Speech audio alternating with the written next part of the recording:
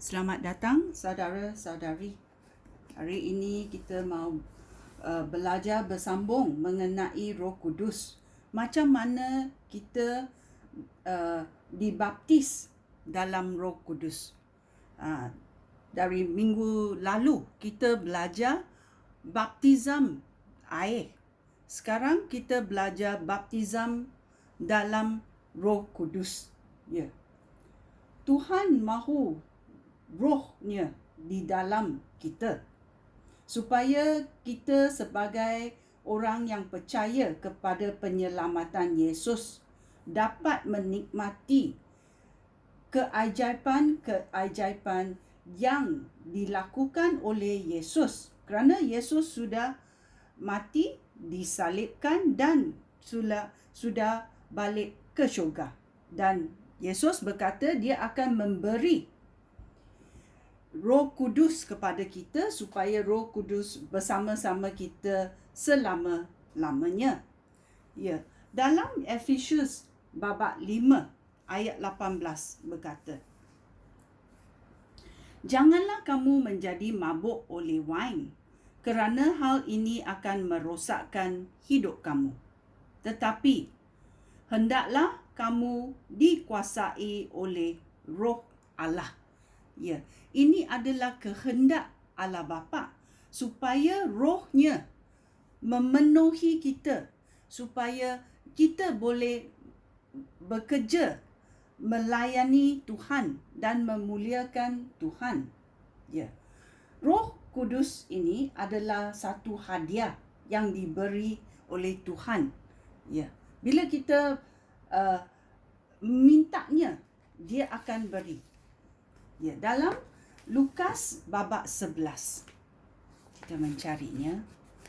Lukas babak 11 ayat 13 berkata, "Bapa yang di syurga, ya, dia akan memberikan rohnya kepada mereka yang meminta daripada Bapa." Ya. Kerana Yesus sudah berkata Roh Kudus ini adalah roh Allah. Bila kita memintanya roh Allah, kita akan mendapat roh Allah. Ya. Ini ada dalam Lukas babak 11 ayat 13. Kita juga boleh melihat dalam Lukas babak 11 ayat 9. Ayat 9 sampai ayat 12 dia berkata, "Aku berkata kepada kamu, mintalah sesuatu daripada Allah, maka kamu akan menerimanya. Carilah sesuatu daripada Allah, maka kamu akan mendapatnya. Ketuklah pintu, maka Allah akan membukanya bagi kamu." Ya. Allah akan membuka pintu bagi kamu. Ya, itu sungguh baiknya. Hal itu demikian kerana setiap orang yang meminta sesuatu daripada Allah akan menerimanya. Setiap orang yang mencari sesuatu daripada Allah akan mendapatnya. Dan Allah akan membuka pintu bagi setiap orang yang mengetuknya. Siapakah antara kamu selaku bapa akan memberikan ulah kepada anaknya ketika dia meminta ikan?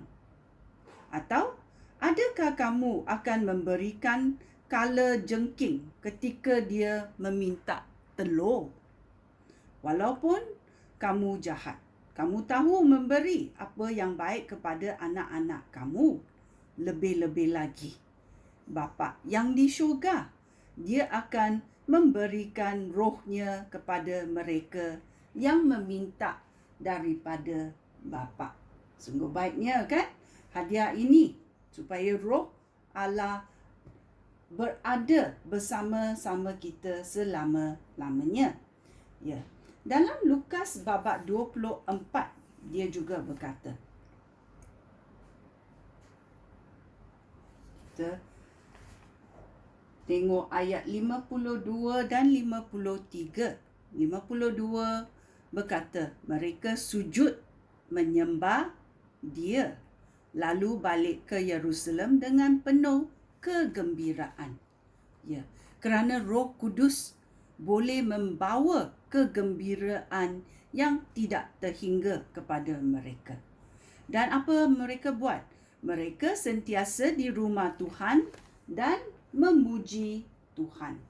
Kerana kita menyembah Tuhan dalam iman, kita tahu apa yang kita nak daripada Allah Bapa. Allah Bapa akan kurniakan. Ya. Lagi satu, bila kita dibaptis dalam Roh Kudus, kita mendapat lidah yang ajaib dalam Kisah Rasul-Rasul bab 19.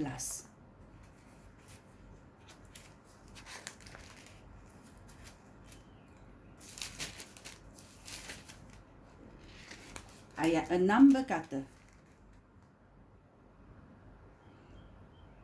ketika Paulus meletakkan tangannya ke atas kepala mereka, Roh Allah menguasai mereka. Lalu mereka bertutur dalam bahasa-bahasa yang ajaib serta menyampaikan perkabaran Allah. Ya. Roh Allah menguasai mereka supaya mereka boleh berucap dalam bahasa-bahasa ajaib dan menyampaikan perkabaran Allah.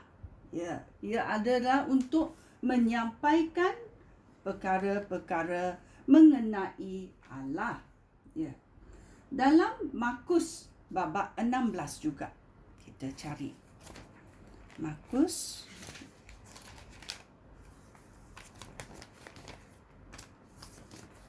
bab 16 ayat 17 berkata, kepada mereka yang percaya akan diberikan tanda-tanda ini. Mereka akan mengusir roh jahat demi nama Yesus. Mereka akan berkata-kata dalam bahasa yang tidak diketahui. Ya. Ini sungguh ajaib, ya. Ada lagi dalam Kisah Rasul-Rasul bab 2. Mencarinya. Bab 2 ayat 4 berkata, mereka semua dikuasai oleh Roh Allah. Mereka mula berkata-kata dalam pelbagai bahasa lain, menurut apa yang diberikan oleh Roh Allah kepada mereka. Ya, bila mereka bertutur dalam bahasa roh, ini adalah diberi oleh Allah kepada mereka menurut apa yang diberikan oleh Roh Allah kepada mereka. Kisah Rasul-Rasul bab 10 ayat 45 berkata, sementara Petrus berkata-kata, Roh Allah turun dan menguasai semua orang yang mendengar perkabaran itu. Beberapa orang Yahudi yang percaya kepada Yesus dan menyertai Petrus dari Yope hairan melihat Allah mengurniakan rohnya kepada orang bukan Yahudi. Ya, Tuhan tidak memilih orang Yahudi atau orang bukan Yahudi. Dia memilih orang yang menerima penyelamatan daripada Yesus.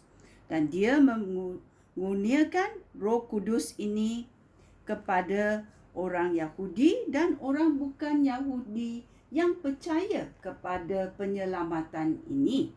Ya, sungguh baiknya. Dan dalam 1 Korintus bab 14 ayat 5 berkata, alangkah baiknya jika kamu semua dapat bercakap dalam bahasa-bahasa ajaib. Tetapi lebih baik lagi jika kamu semua dapat menyampaikan perkabaran daripada Allah. Orang yang dapat mengabarkan berita daripada Allah lebih berguna daripada orang yang bercakap dalam bahasa-bahasa ajaib. Kecuali ada antara jemaah yang dapat menjelaskannya supaya jemaah dapat diperkuatkan. Ya. Bahasa ajaib ini juga berguna bila ada orang yang dapat menterjemahkannya dan jemaah dapat diperkuatkan kerana mereka faham apa yang dikatakannya. Ya.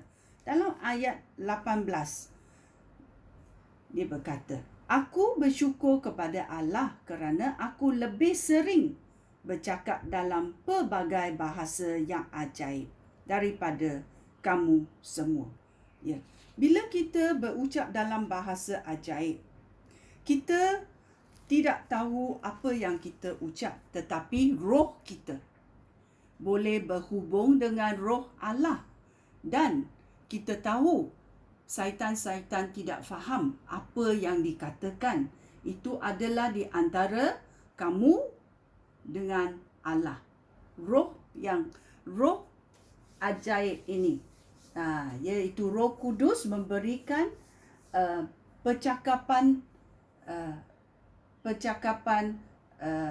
ayat-ayat ajaib ini adalah antara kamu dengan Allah. Sungguh baiknya kerana kita boleh berdoa dalam roh ajaib kepada Tuhan kita. Sungguh baiknya. Ya. Kita tahu bila kita dibaptis dalam Roh Kudus, ia adalah satu hadiah yang diberi oleh Tuhan. Roh Kudus adalah satu hadiah yang diberi oleh Tuhan. Dan kita memuji menyembah Tuhan dengan iman kerana Roh Kudus membolehkan kita berbuat demikian. Dan kita juga dapat bahasa ajaib daripada Roh Kudus.